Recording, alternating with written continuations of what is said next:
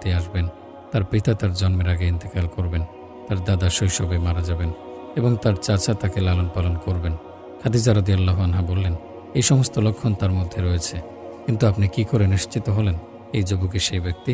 তখন ইহুদি আলেম বললেন, তাওরাতের জ্ঞান থাকলে আপনিও বুঝতে পারতেন, এবং এই আরবের ভূমি থেকে একজন নারী তার নবুয়ত প্রাপ্তির আগেই তার সঙ্গে বিবাহ বন্ধনে আবদ্ধ হবেন, এবং সেই নারী পৃথিবীর সবচেয়ে সৌভাগ্যবর্তী হবে। তিনি দুনিয়া এবং আখিরাত উভয় জাহানের রানী হবেন। বুদ্ধিমান তিনি, যিনি কখনো এই সুযোগ হাতছাড়া করবেন না। খাদিজা রাদিয়াল্লাহু আনহা এই ঘটনাটি নিজের চোখে দেখেছিলেন, এবং এই দুটি ঘটনা ছিল বাণিজ্য সফরে যাওয়ার আগের ঘটনা। তৃতীয় ঘটনা হচ্ছে, ওয়ারাকা বিন নাওফাল হযরত খাদিজা রাদিয়াল্লাহু আনহাকে একটি তাবিজ প্রদান করেছিলেন, যে তাবিজটি হযরত খাদিজা রাদিয়াল্লাহু আনহা বালিশের নিচে রেখে ঘুমাতেন। তিনি একদিন রাতে একটি স্বপ্ন দেখলেন।